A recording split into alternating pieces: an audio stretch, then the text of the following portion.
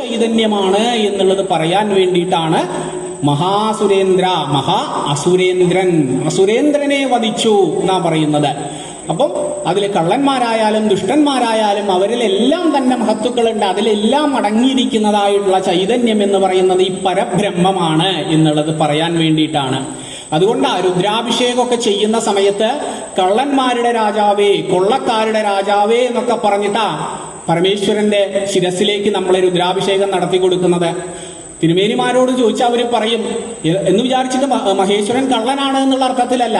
അപ്പോ അങ്ങനെയുള്ളതിലും എന്ത് അടങ്ങിയിരിക്കുന്നുണ്ട് എന്നാ പറയുന്നത്? ആ പരബ്രഹ്മ ബോധം അടങ്ങിയിരിക്കുന്നുണ്ട് എന്നാ പറയുന്നത്. വഞ്ചതേ പരിവഞ്ചതേ എന്ന് പറഞ്ഞിട്ടാണ് അവിടെ അഭിഷേകം കൊടുക്കുന്നത്.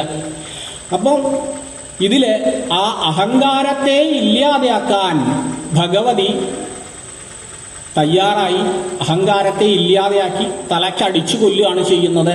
അങ്ങനെ വരുന്ന സമയത്ത് എപ്പോഴാണ് നമ്മുടെ മനസ്സിൽ അഹങ്കാരം ഉണ്ടാവുക എന്ന് ചോദിക്കുമ്പോൾ അഹങ്കാരത്തിന് പല്ല് മുളയ്ക്കാൻ പാടില്ല എന്നുള്ള ഒരു ചെറിയൊരു കഥയുണ്ട്. സതീദേവിയുടെ ദേഹത്യാഗം കഴിഞ്ഞ സമയത്ത് പൂഷാവ് എന്ന് പറയുന്നതായിട്ടുള്ള ഒരു ദേവനുണ്ട്. രേവതി നക്ഷത്രത്തിന്റെ അതിദേവനായിട്ടാണ് നമ്മൾ കണക്കാക്കുക. നക്ഷത്രദേവതയാ അത്. ആ സതിയുടെ ദേഹത്യാഗം കണ്ടപ്പോ പല്ലിളിച്ചിട്ട് അങ്ങോട്ട് ചിരിച്ചു.